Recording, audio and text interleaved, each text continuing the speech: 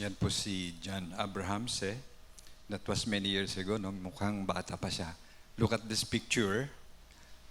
Salamat sa Diyos. Last March, nagkita kami with our team in Manila. May picture, ayan. Ayan na siya ngayon. Siya yung leader ng Jesus Life Africa. Napakalawak yung kanilang vision for Africa, for Jesus. Isa siya sa mga leader doon na gumagawa ng disciple making. Kaya basta disciple making pag-usapan, the like-minded people can easily have fellowship, di ba? So we spent the whole morning sa kanya with our team, ng Activate Ministry team, learning kung anong ginagawa ng Panginoon dun sa Africa. Yung kanilang passion, yung kanilang pagmamahal sa gawain ng Panginoon, ay talagang makikita mo yung result at nakaka-encourage, no? Nakaka-encourage na God is working around the world, moving people towards His mission sa kanyang ministry. At involving people, equipping people for the work of mission. So yung nakita natin na video is the sending of the 72. Na pag-uwi nila, they were full of joy dahil nagawa nila yung kalooban ng Diyos. Nagawa nila yung mission ng Panginoon. So yun po, and let's look at Luke chapter 5 today. Ito yung ating passage for this last Sunday ng ating Missions Month called One Mission. Hindi to bago sa mga iba sa atin dito, yung aking ipipresent, sasabihin dito, dahil familiar yung ibang mga i-explain ko mamaya, pero this is good to refresh your memory. At bago sa iba sa atin, but this is a challenge for us to, again, get involved sa gawain ng Panginoon sa kanyang mission. Luke chapter 5, verse 1 to 11. One day as Jesus was standing by the lake of Gennesaret, the people were crowding around Him and listening to the Word of God. Napakaraming tao at nakikinig sila sa salita ng Diyos. Verse 2, He saw at the water's edge 2 boats left there by the fishermen who were washing their nets. He got into one of the boats, the one belonging to Simon, and he asked him to put out a little from shore. Then he sat down and taught the people from the boat. When he had finished speaking, he said to Simon, "Put out into deep water and let down the nets for a catch." Simon answered, "Master, we've worked hard all night and we haven't caught anything. But because you say so, I will let down the nets." When they had done so, they caught such a large number of fish that their nets began to break. So they signaled their partners in the other boat to come and help them. And they came and filled both boats so full that they began to sink. When Simon Peter saw this, he fell at Jesus' knees and said, "Go away from me, Lord. I am a sinful man." For he and all his companions were astonished at the catch of fish they had taken. And so were James and John, the sons of Zebedee, Simon's partners. Then Jesus said to Simon, "Don't be afraid. From now on, you will fish for people." So they pulled their boats up on shore, left everything, and followed him. Let us pray. Dear Lord, thank you for this day that you have made for us. We rejoice and be glad in it, and we are in your house today, the house of prayer, the house of worship, to glorify you, Lord, in everything that we do, to fellowship with our brothers and sisters. We are called from darkness to light, and we are called a church. And the church is commissioned to go into all the world to preach the gospel. Tulungan niyo kami, Panginoon, na makita namin ang inyong vision for this world that is lost. Alam niyo, Panginoon, na Our world is not getting any better. Maraming mga nangyayari, mga natural calamities, man-made calamities. Lord, there are signs that you are coming very soon. At the command is still before us to go and make disciples of all nations. So ngayong umaga, Lord, help us, teach us, turuan niyo kami, and help us to obey you, Lord, because there is blessing in obedience. So be with us as we come together around your word, fellowshipping around your word this morning. In Jesus' name, Amen. Ang mission po natin ay makikita sa Matthew chapter 28. Ito yung one mission. Hindi lang Kamakop, but lahat ng Christian church, lahat ng Christians. Ito yung one mission natin. Therefore, go and make disciples of all nations, baptizing them in the name of the Father and of the Son and of the Holy Spirit, and teaching them to obey everything I have commanded you. And surely I am with you always to the very end of the age. This is called the Great Commission. And this is our one mission. Wala tayong ibang mission kundi ito. Ito yung pinaka-common, the core mission of the church. And I like what it says here, no? And so were James and John, balik sa chapter 5 of Luke, the sons of Zebedee, Simon's partners. Then Jesus said to Simon, don't be afraid. From now on, you will fish for people. You will fish for people. Yung context, they were fishing. Talagang totoong isda yung hinahanap nila. But Jesus said here, simula ngayon, kayo ay tao na ang huhulihin ninyo. And so they pulled out their boats on shore, left everything, and followed him. Iniwan lahat, and then sumunod sila sa Panginoon. Same, yun din ang sinabi sa Matthew 4:19. Follow me, and I will make you fishers of men. Follow me, Jesus said, and I will make you fishers of men.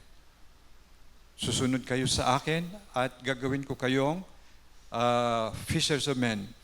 Maghahanap kayo ng tao, huhuli ka ng tao. Huhulihin nyo yung mga tao. Literally, parang ganun. Parang nanghuli ka ng isda, ang huhulihin nyo ay tao na. Kaya hindi na isda.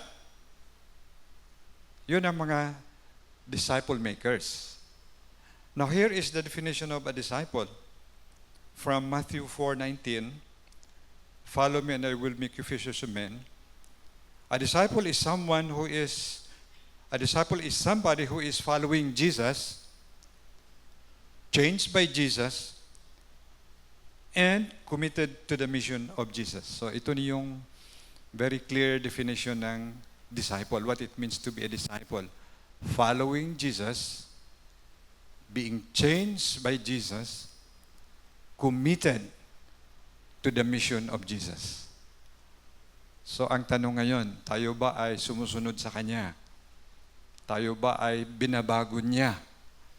Tayo ba ay nag-commit na sa Kanyang mission? Then we call ourselves His disciples.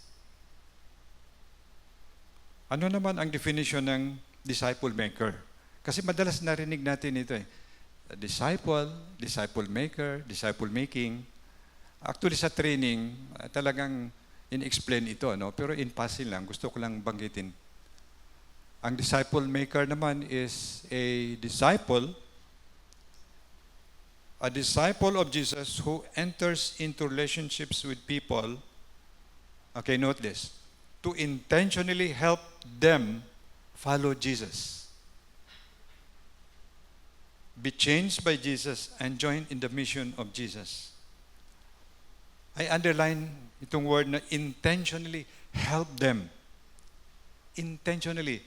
Sa Matthew 4:19 kanina, I will make you fishers of men. So intentional. Intentionally help people follow Jesus. So kung ako if I call myself a disciple maker, hindi passive. ayan mo, gagawin ko yan kapag may time. No? Ito intentionally. Talagang buhay niya, ginagawa niya, daily, as I go, as I live my life, wala akong ibang gagawin, kundi tutulungan ang bawat isa na sumunod sa Panginoon. So yun ang disciple maker. Help others. Follow Jesus. Diba? If you consider yourself your disciple, you are following Jesus. If you want to be a disciple maker, you help others. Follow Jesus. Siguro, sabi ng iba, siguro ito yung kulang ko. Ako, I'm following Jesus, but I'm not helping others following Jesus. Nahirapan nga ako mag-follow kay Jesus eh. Diba? Ano pa kaya yung tumulong sa iba? But alam nyo, kapag tutulong kayo sa iba, God knows your heart. If you help others follow Jesus, tutulungan ka ni Jesus as you help others. And as you help others, ikaw din matutulungan ng Panginoong Yesus. Kaya nga alam ni Jesus yung heart natin eh. As you go and make disciple, the Lord will help you. As you help others. So yun po ang mangyayari. God will give you the strength. God will empower you with the Holy Spirit. God will give you His Word.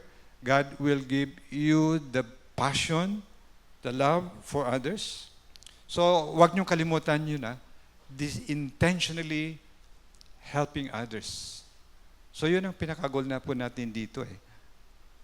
Maging intentional. Alam ko may mga discipleship groups naman na nangyayari. Pero, ang nais ng Diyos is to help others also follow Jesus. Intentional. Now, ang tanong, paano tayo maka-join sa mission ng Panginoon? Paano natin makonsider ang sarili natin na ako ay harvest worker ng Panginoon?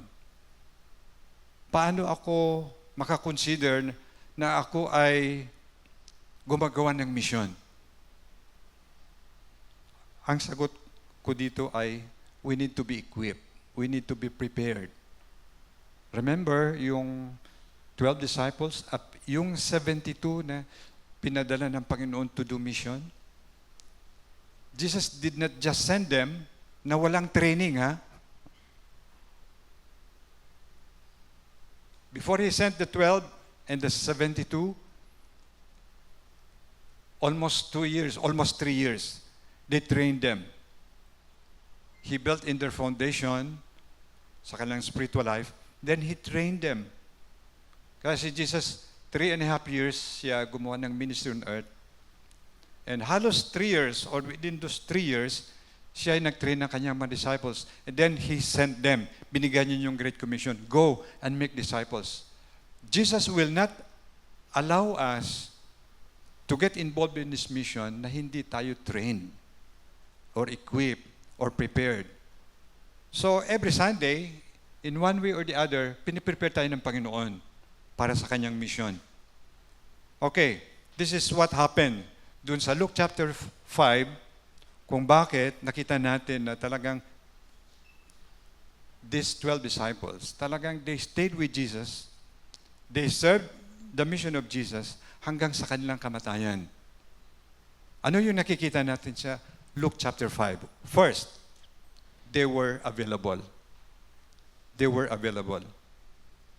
Verse 1 to 3. Luke 5, 1 to 3.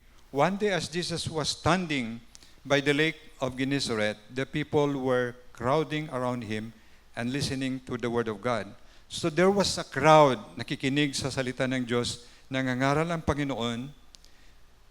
Then we saw at the water's edge 2 boats left there by the fishermen. Iniwan ng mga mangingisda who were washing their nets. He got into one of the boats, sumakay siya doon sa isa sa mga bangka na pagmamayari ni Simon. Then he asked them to put out a little from shore. Then he sat down and taught the people from the boat. Now, meron ng mga followers si Jesus during that time. Hindi pa niya pinili ang 12, Hindi pa niya pinili ang 12 apostles. Pero mayroon na siyang mga followers, and they were there. Yung magkakapatid na mga disciples, they were there, they were present. In fact, pinagamit kay Jesus yung kanilang bangka. When Jesus preached to the crowd, they were there. When Jesus commanded them to do something, they were there. They made themselves available. They were available. So isa sa mga hinahanap ng Diyos upang gagamitin niya para sa kanyang misyon, sino yon? They were the people who were available. So ang tanong sa sarili natin, ako ba ay available kapag gagamitin ako ng Diyos? Nais ng Diyos, of course, na gamitin tayo lahat. Pero number one prerequisite is make ourselves available. Si Isaiah, nung sinabi ng Diyos, sino ang isend ko? Sabi niya, here am I, send me. I am available, Lord. Ang mga apostles, ang mga disciples, they made themselves available. So diyan magsimula yung paggamit ng Diyos sa atin. In this world daw, dalawa ang gagamit sa atin. Kung hindi ang Diyos, then ang kaaway ng Diyos. If you want to be used by God, or do you want to be used by the enemy of God? At marami sa mundo ginagamit sa kaaway ng Diyos. But God is looking for men and women, young people today, na sasabihin na, Lord, I am available. I am available. Pangalawa, the disciples, kung bakit sila ginamit ng Diyos, they were faithful. When he had finished speaking, he said to Simon, put out into deep water and let down the nets for a catch. Simon answered, Master, we worked hard all night and have caught anything. But because you say so, I will let down the nets. Sabi ng apostol, ng mga disciples, particularly si Simon, Panginoon, magdamag kaming nagpagod. We worked the whole night. Magdamag kaming nangisda, wala kaming nakuha. Pero dahil sinabi mo na itapon ko tong lambat, sige nga, gagawin ko. At ginawa niya. Ginawa nila yung utos ng Panginoon. Sinunod niya ang utos ng Panginoon. And what happened? There was a miracle. Nangyari ang miracle. If we only obey God, maraming miracle ang pwedeng mangyari sa buhay natin, mga kapatid. The question is, how did you obey Jesus in your life? How did you obey Him? Ayaw nating, tayo, minsan may mga pangamba, di ba? Yung si Simon sabi niya, Lord, we worked the whole night. Magdamag kaming nagpagod. Wala kaming nakuha. Parang sinasabi niya na, for what? Gagawin pa namin to? Di ba? Pero dahil faithful sila, sige nga, gagawin namin dahil sinabi mo eh.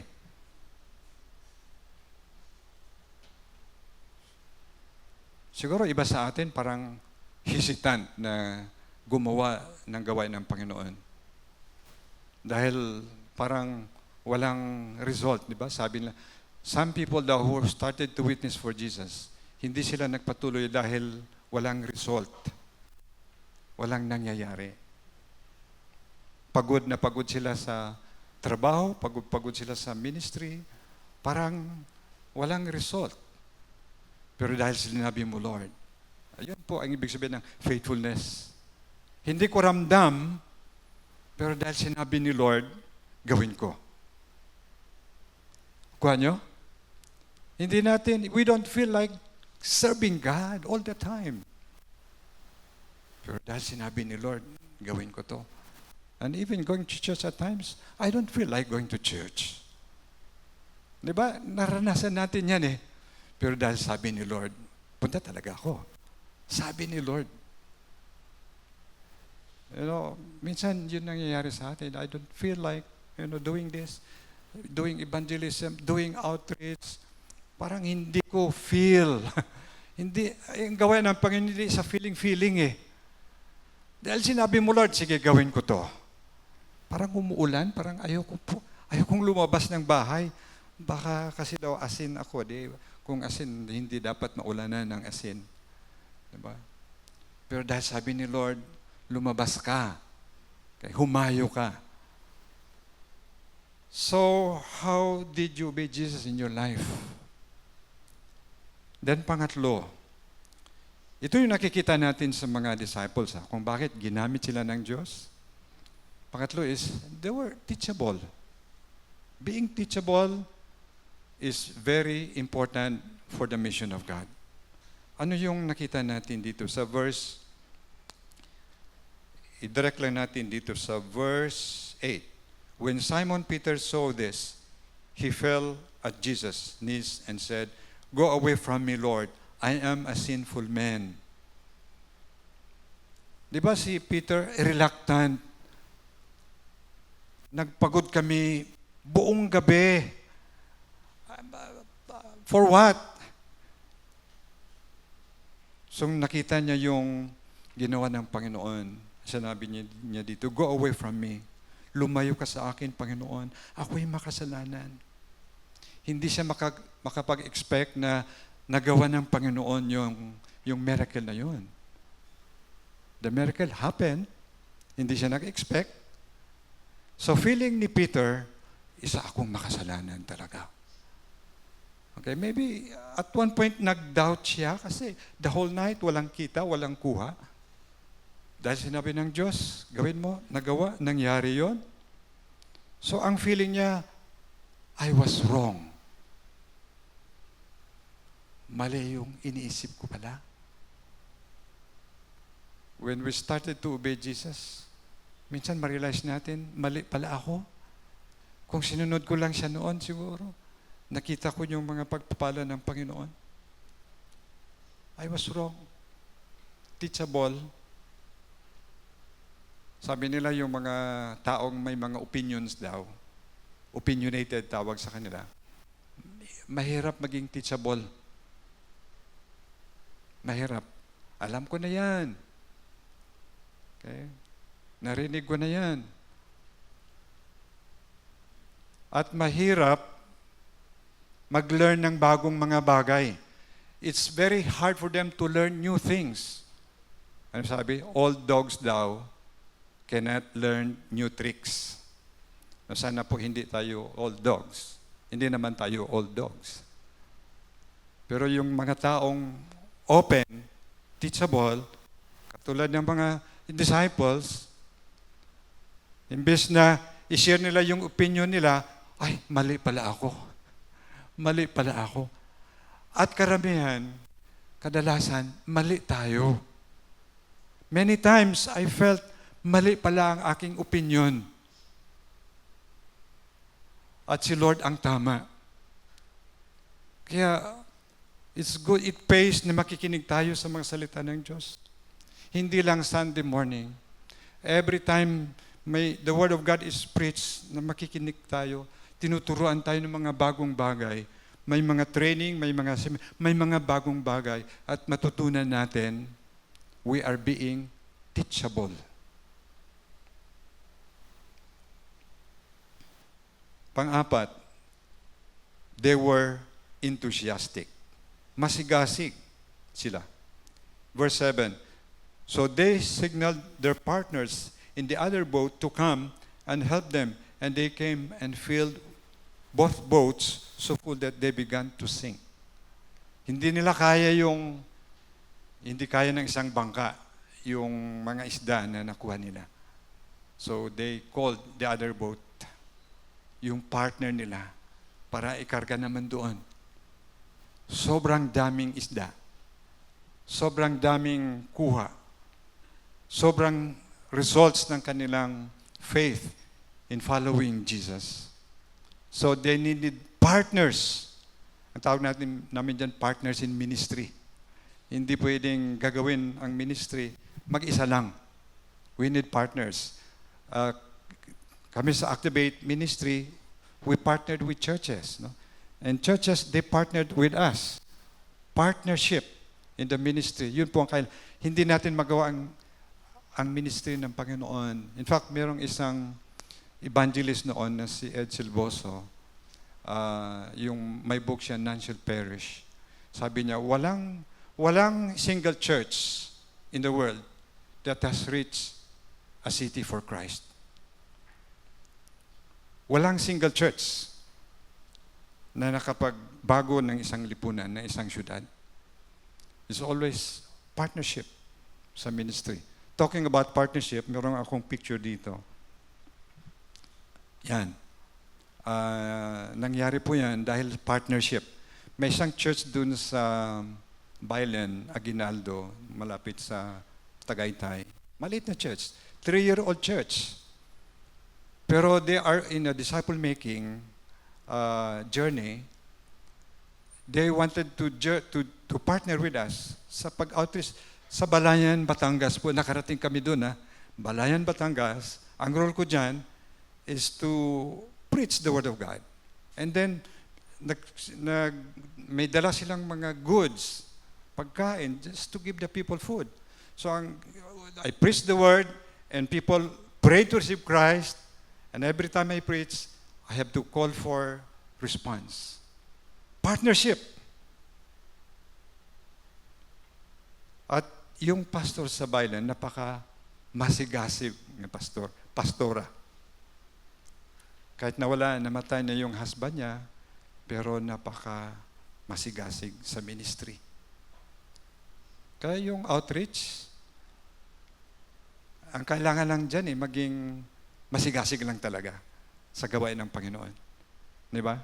So we are dreaming na sana, kasi yun din ang passion namin. Actually, I've been doing this, no? Even before I became a pastor, itong outreach, Bible study, noon pa yan. In my early years sa pastoral ministry, ginagawa ko. Kaya nung ginawa ulit, nangyari ulit to, talagang narikindle yung aking passion for the lost, for outreach. So sabi namin, anywhere the Lord will bring us, so sana one of these days, dito sa Zambales, we can start ABCC partnering with, with others, no? Doing outreach for Jesus. Kasi kalooban niya yan . So, i-train natin sarili natin, Lord, train me. Give me your love. Ito nga, passion and purpose. Ang passion is love God, love Christ, love the people. Kasi po, twice na kami nakapunta doon sa lugar na yan. Hindi po madali. Hindi po basta-basta maabot ng sasakyan. No? Talaga ang hirap, no? Pero yung joy mo, papunta doon at pauwi, sabi nila, priceless. Yan pala ang secret. If you want to be happy with your life, sabi nila, nakaka-boring naman to, boring. Hindi po, try to do outreach. Masigasig tayo sa gawain ng Panginoon because true joy comes from the Lord. Joy, Jesus, others, and you. Unahin mo si Jesus, then you will have the joy. Alam nyo, nakakalungkot, di ba? May namatay anak ng isang popular TV host, 19 years old, na-depressed. Very promising young lady. This is just one example of people in the world na if there is lacking in their life, they need Jesus. Tayo din, sino ang abot sa kanila? Hindi naman maabot ng mga pastor yung iba-ibang mga tao. At we need to be equipped. We need to be prepared by God. Kasi po, maabot natin sila. We just need to be enthusiastic. Ano yung una kanina? Available, faithful, teachable, enthusiastic. Then, pang-apat po, they were responsive. Tumugon sila, tumutugon. Ang ginagamit ng Panginoon During his time, mga disciples, they were responsive.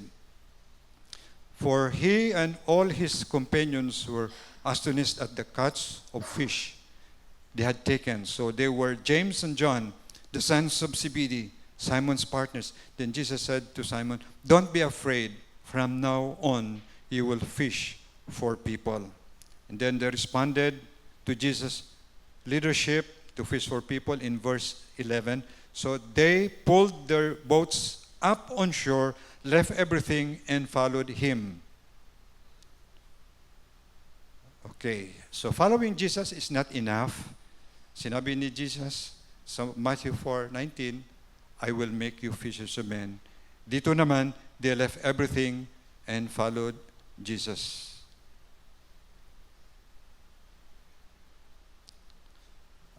Next slides. Yan po. How did Jesus make disciples? Pinakita ko po yan para tingnan nyo, sana po kayo dyan. Kasi po, yung chair 1, either lost or seeker. All of us galing dyan sa chair 1. At nakilala natin ang Panginoon sa chair 2. Chair 2 na tayo, we follow Jesus. So, ang tanong, gaano katagal tayo sa chair 2? Gaano katagal? And then, we want you to move up to chair 3. Kaya, meron tayong mga training, meron tayong mga preparations, meron tayong mga seminars. Because next na kuman ng Panginoon, after, as they follow Him, "I will make you fishers of men." Simula ngayon, huhulihin nyo, manghuhuli na kayo ng tao, hindi na isda. So, ang tanong ngayon, gaano katagal tayo uupo sa chair 2? While napaka-potential yung mga anak ng Diyos na after na nabibuild tayo sa chair 2, gusto ng Diyos, chair 3 ka naman, kapatid. And then kapag chair 3 ka na, ang pinakalayunin ng Diyos sa'yo, na uupo ka sa chair 4. Go and bear fruit. Much fruit. Last week, nag-usap kami ni Agnes, ng wife ko. Sabi ko, yung ating missionary sa Finland, hindi graduate ng Bible school. Karamihan natin ng mga Bible school, missionaries natin, hindi graduate sa Bible school eh. Hindi. Naabot lang nila yung chair 4, kaya naging missionary sila. While they are practicing their profession, sabi ko, yung ating missionary sa Finland, kilala natin yan eh. Anak din ng pastor, hindi graduate ng Bible school, pero naging missionary. Go and bear fruit. Ito yung plano ng Diyos sa atin, mga kapatid, sa buong buhay natin.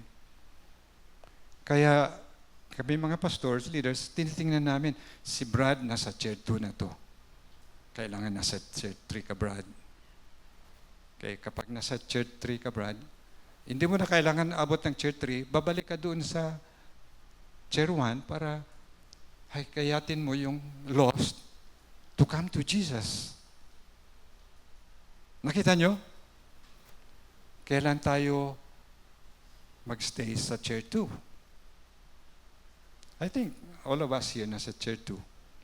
Hanggang kailan? Hanggang kailan?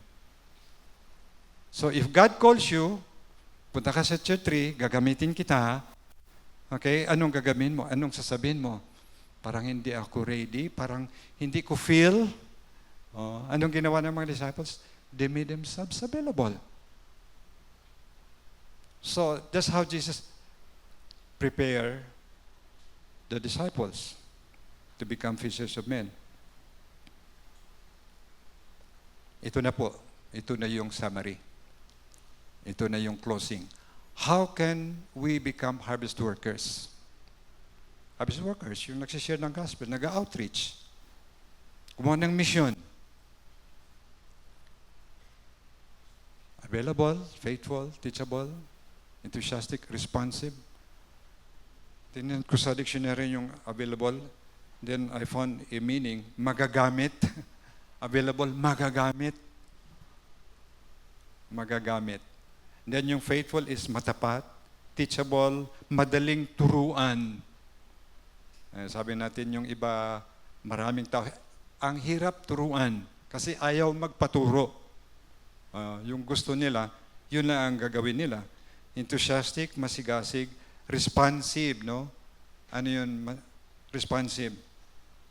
Tumutugon. Tumutugon sila sa tawag ng Diyos. So, have you heard God's call to your life, kapatid? Have you heard God's call? Madalas kong sinishare sa mga kabataan sa iba. Alam ko, matagal na akong tinatawag ni Lord eh. Hindi lang ako tumugon. But it took me one bullet. Isang bala ka lang. Si Mel Diyan ka naging pastor. Pwede naman ako tumugon noon.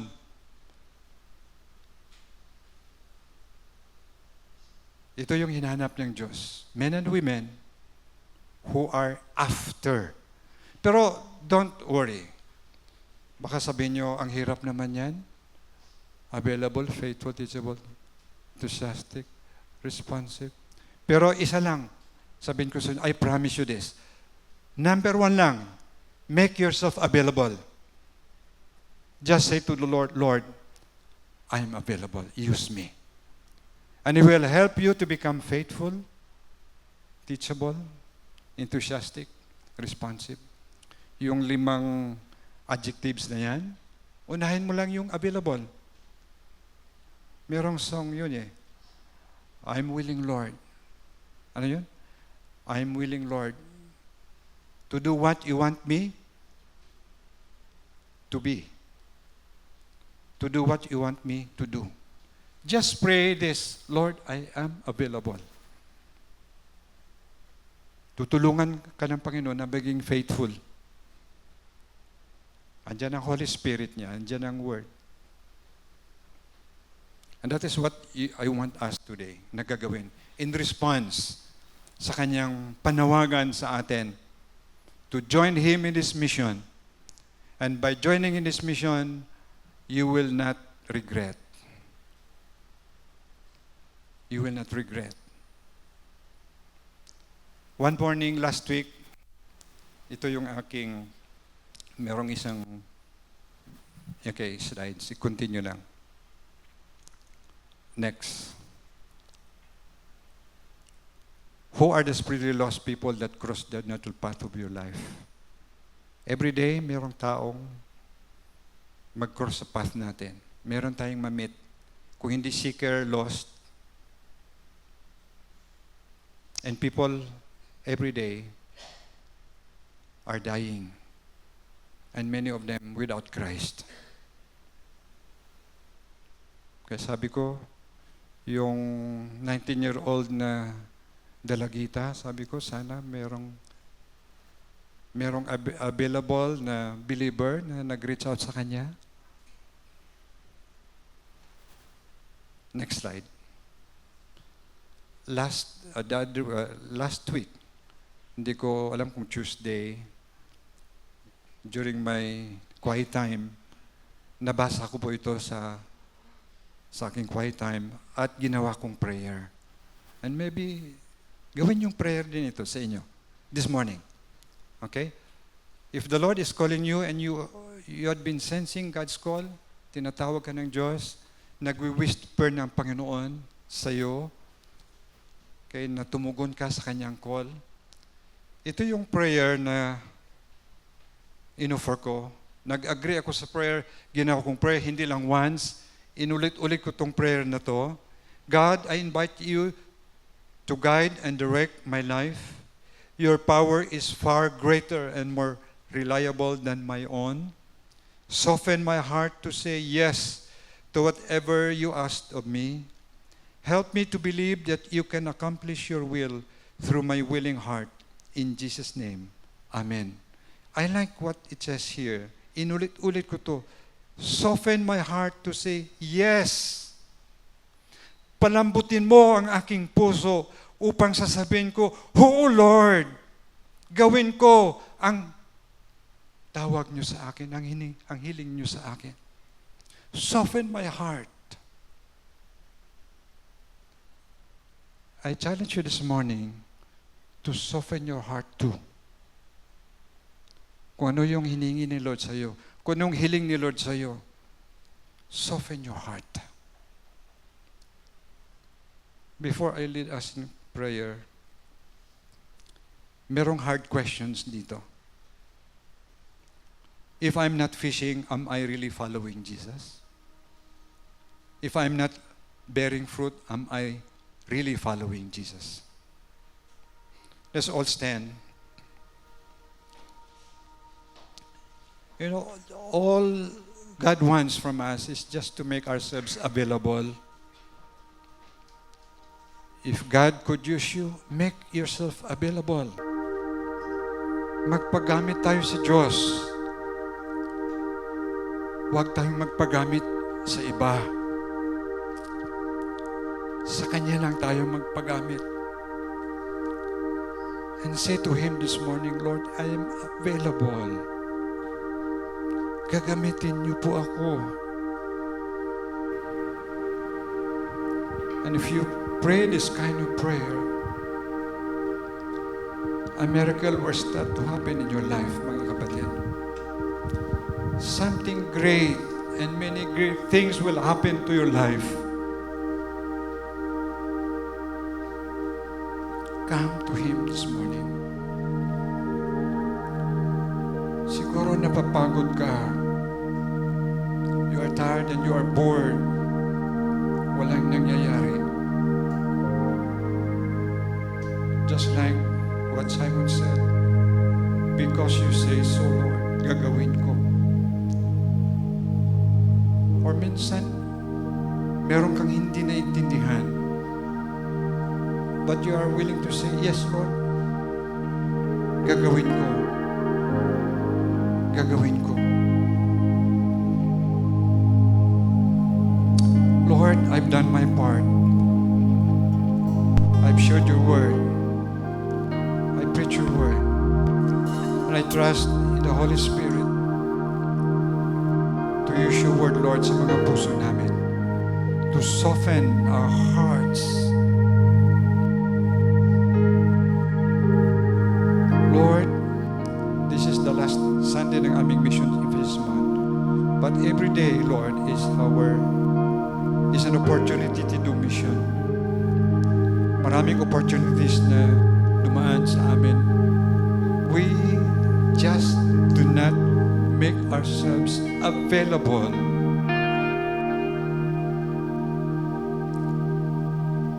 Patawarin niyo po kami.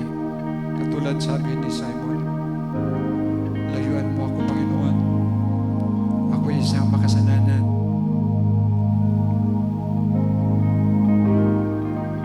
Be teachable. Be faithful. Let's be enthusiastic in the work of the Lord. Huwag natin i-neglect yung mga responsibilities natin, mga duties natin. Bigay ni Lord, galing sa Diyos yun. For the expansion of His church, of His work. Mga simpleng bagay, huwag nating i-neglect. Lord, we come before you this morning, trusting na kung ano yung mga pagkukulang namin, patatawarin niyo po kami. Kung ano mang kasalanan namin, patatawaran niyo po kami. And we open our hearts to you this morning, Lord, for your use, for your glory, and for your mission. Gamitin niyo po ako, Lord. Gamitin niyo po ako, Panginoon. In Jesus' name. Everybody say,